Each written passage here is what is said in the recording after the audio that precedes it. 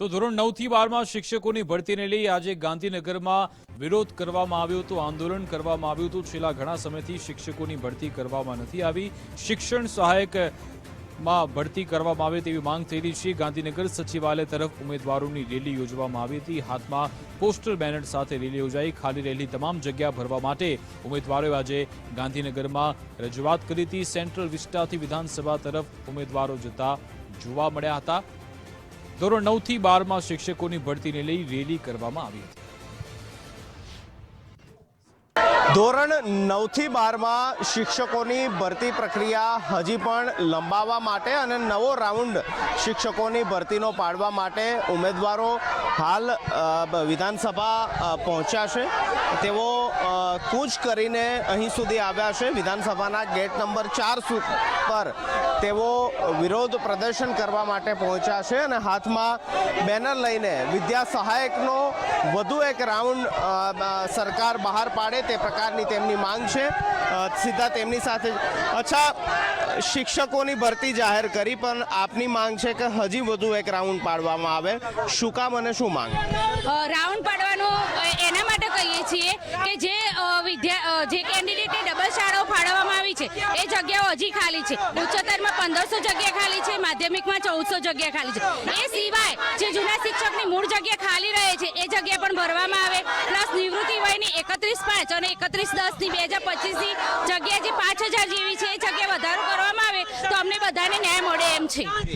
બીજા બહેનો છે તેમની સાથે। બેન, સરકારે ભરતી પણ બહાર પાડી પણ જે ઉમેદવારો ન લાગી શક્યા તેવાના પૈકીના તમે છો અને કહી રહ્યા છો કે હજી એક રાઉન્ડ પાડવામાં આવે, શું કામ અને શા કારણ? એમાં એવું છે સર કે એક જ વિદ્યાર્થીને 2 શાળાઓ ફાળવવામાં આવી છે અને એ બંને જગ્યાએ એમને સિલેક્શન કર્યું, એક સિલેક્શન કર્યું, એક સ્કૂલ બાકી રહી ગઈ તો એ સ્કૂલનો સેકન્ડ રાઉન્ડ પાડવામાં આવે અને બીજી જે જગ્યાઓ બાકી છે એને પ્લસ કરીને રાઉન્ડ પાડવામાં આવે।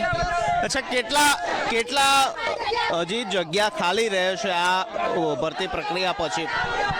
10,700ની ભરતીમાં આશરે 3500 જેટલી જગ્યા ખાલી છે એવું ભરતી બોર્ડના જે સચિવ છે એમણે પણ સ્વીકાર્યું છે। અને એ સિવાય જૂના શિક્ષકોની આશરે 4000 જગ્યાઓ ખાલી છે। એકંદરે કુલ અત્યારે આજની તારીખે એક જ વર્ષમાં 8000 જેટલી જગ્યાઓ ખાલી છે। તો આટલી બધી ખાલી જગ્યાઓ છે તો એમાં એ માત્ર ને માત્ર 11 મહિનાવાળો જ્ઞાન સહાયક પણ એ જ્ઞાન સહાયક એ લોકો કહે છે કે આ વૈકલ્પિક વ્યવસ્થા છે, આ માત્ર 11 મહિના માટે કરવામાં આવે છે। છતાંય 3 વર્ષથી છેલ્લા જ્ઞાન સહાયક યોજના ચાલુ છે તો આ જ્ઞાન સહાયક યોજના રદ કરવામાં આવે અને અમારા જેવા જે ડીવી કરાયેલા ઉચ્ચ મેરિટ ધરાવતા જે વિદ્યાર્થીઓ છે તેમની ભરતી કરવામાં આવે। કેમ કે અમે છેલ્લા 10 વર્ષથી ટાટ એક્ઝામની પરીક્ષાની તૈયારી કરી છે, એમાં માત્ર 2 વાર પરીક્ષા લેવામાં આવી છે। અચ્છા, આપ વિધાનસભા સુધી કૂચ કરીને આવ્યા છો, શું માંગ અને માંગ ન સ્વીકારાય તો શું?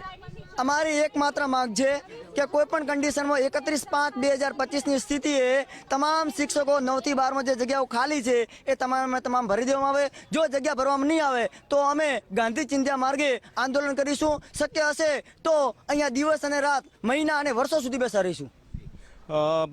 તેઓ એક કૂચ કરીને સચિવાલય ગેટ નંબર 4 સુધી પહોંચ્યા છે અને વિરોધ પ્રદર્શન કરી રહ્યા છે। તેમની માંગ છે કે વિદ્યા સહાયકની ધોરણ 9 થી 12ની ભરતી પરીક્ષા અંગે જે સરકારે ભરતી કરી છે તેનો વધુ એક રાઉન્ડ જે છે તે બહાર પાડવામાં આવે। કેમેરામેન મનીષ દવે સાથે નિકુંજ જાની, ગુજરાત ફર્સ્ટ, ગાંધીનગર।